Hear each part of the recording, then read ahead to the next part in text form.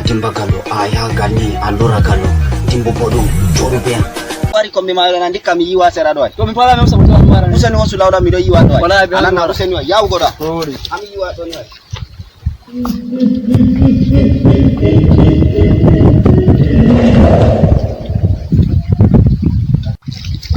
Amanji ando, ndia mayo fewe. Wani di? Sa.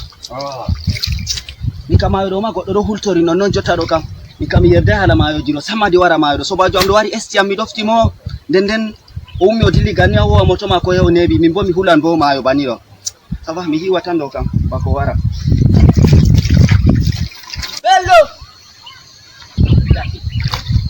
nam no do na pete mbedo oi ko do hulan aru jori yana dum pete mbedo era luwe ayo kena wake kai a'udhu billahi jum wake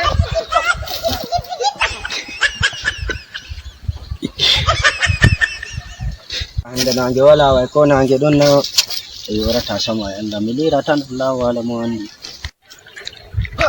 hoi be wake le wake bodi gani doku wake doku wake wakon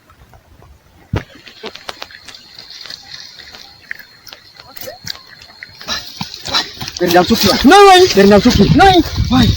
Wani. Noi ndo gado wala ko ni ko ngwa ke o vie ngwa ke to bom. Mi wardi be mako. Ndo yiwa.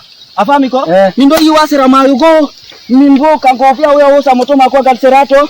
Mimbo fudi yiwu ko ler mi sofni o rampa sapulu.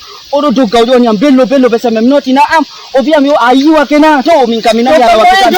Marwajo ko wala gal kantia min do marwajo. Handare kai marwajo on. Anon famai. Ni o sedo kabana ayiwi dina. Hala yugono be amo marwajo wake. Andina wardo ta mi opan modo kajode mo opan mo ndila. Mi potai sam ya cha. Metre bello. Ni tiala betau gono tanya mande bubara Malia.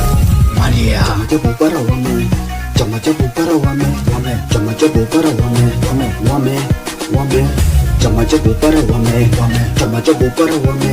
Jamaje bubara wame.